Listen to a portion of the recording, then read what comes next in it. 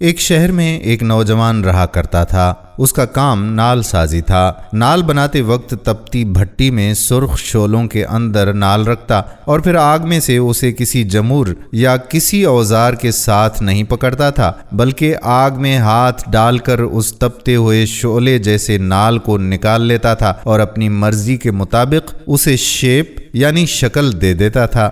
لوگ اسے دیکھ کر اس کو دیوانہ کہتے اور حیران بھی ہوا کرتے کہ اس پر آگ کا کوئی اثر کیوں نہیں ہوتا۔ وہاں ایک دن دوسرے شہر کا ایک شخص آیا۔ جب اس نے یہ ماجرا دیکھا تو اسے بہت تجسس ہوا اور اس نے اس نوجوان سے پوچھا کہ اسے گرم لوہا پکڑنے سے کیوں کچھ نہیں ہوتا۔ اس نوجوان نے جواب دیا کہ وہ جلدی میں لوہے کو اٹھا لیتا ہے اور اب اس پر ایسی کیفیت طاری ہو گئی ہے کہ میرا ہاتھ اسے برداشت کرنے کا عادی بن چکا ہے اور اسے کسی جمور یا پلاس کی ضرورت ہی نہیں پڑتی۔ اس شخص نے کہا کہ میں اس بات کو نہیں مانتا، یہ کوئی نہ کوئی اور بات ہے۔ اس نے اس نوجوان سے کہا کہ مجھے وہ حقیقت بتاؤ۔ اس کے اصرار کرنے پر اس نوجوان نے کہا کہ بھلا میری بات سنو۔ ایک مرتبہ میرے اس شہر میں ایک نہایت ہی حسین و جمیل لڑکی تھی۔ اس کے والدین عمرے کے لیے گئے ہوئے تھے اور کسی حادثے کا شکار ہو گئے۔ وہ دونوں فوت ہو گئے اور یہ لڑکی بے یار و مددگار اس شہر میں رہنے لگی۔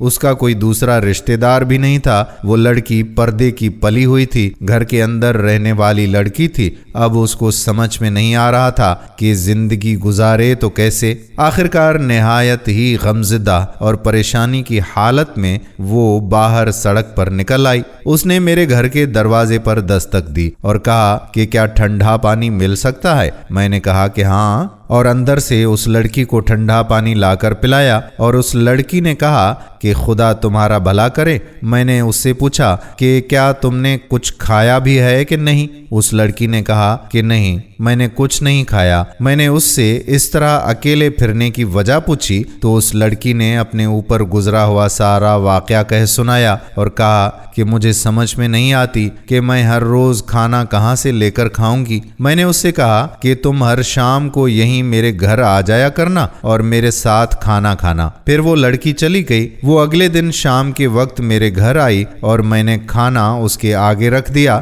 جب اس لڑکی نے کھانے کے لیے ہاتھ آگے بڑھایا تو میں نے دروازے کی کنڈی چڑھا دی اور میری نیت اب بدل گئی۔ جب میں نے دروازے کی کنڈی چڑھا دی تو اس لڑکی نے پلٹ کر دیکھا اور اس نے کہا کہ اے میرے پیارے بھائی، تو مجھے خدا کے نام پر چھوڑ دے۔ وہ نوجوان کہنے لگا کہ میرے سر پر برائی کا بھوت سوار ہو چکا تھا۔ میں نے اسے کہا کہ میں تمہیں ہرگز نہیں جانے دوں گا جب تک کہ میری خواہش پوری نہ کرو۔ اس لڑکی نے مجھے کہا کہ میں تمہارے خدا اور اس کے رسول صلی اللہ علیہ وآلہ وسلم کے نام پر درخواست کرتی ہوں کہ میرے پاس سوائے میری عزت کے کچھ باقی نہیں ہے، اور ایسا نہ ہو کہ میری عزت بھی پامال ہو جائے اور میرے پاس کچھ بھی نہ بچے، اور پھر اس حالت میں اگر میں زندہ رہوں بھی تو مردوں کی طرح جیوں گی۔ اس نوجوان نے بتایا کہ لڑکی کی یہ بات سن کر مجھ پر خدا جانے کیا اثر ہوا۔ میں نے دروازے کی کنڈی کھول دی اور دست بدستہ اس کے سامنے کھڑا ہو گیا اور کہا کہ مجھے معاف کر دینا، میرے اوپر ایک ایسی کیفیت گزری تھی جس سے میں خود کو قابو نہ رکھ سکا،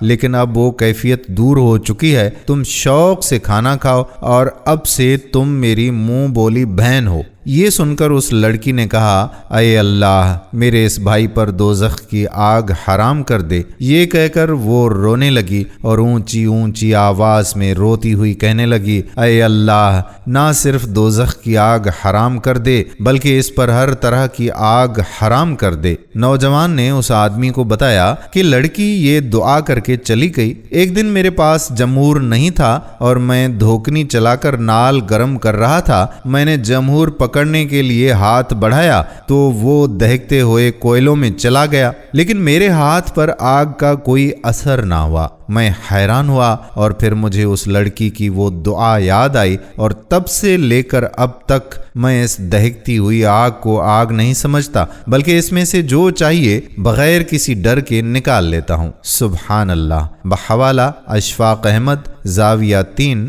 ڈیفینسو ویپنز، صفحہ نمبر 207 اور 8۔ ناظرین، ہم امید کرتے ہیں کہ ہماری آج کی یہ ویڈیو آپ کو ضرور پسند آئی ہوگی اور اپنے دوستوں کے ساتھ اسے شیئر بھی کریں گے۔ ایسی ہی مزید ویڈیوز دیکھنے کے لیے آپ سے گزارش کہ ہمارے پیج کو فالو ضرور کر دیں۔ آنے والی ویڈیو تک اپنا بہت زیادہ خیال رکھیے گا اور اپنے میزبان قادر بخش کلہوڑو کو اپنی دعاؤں میں ضرور یاد رکھیے گا۔ اللہ پاک آپ کا حامی و ناصر ہو، آمین۔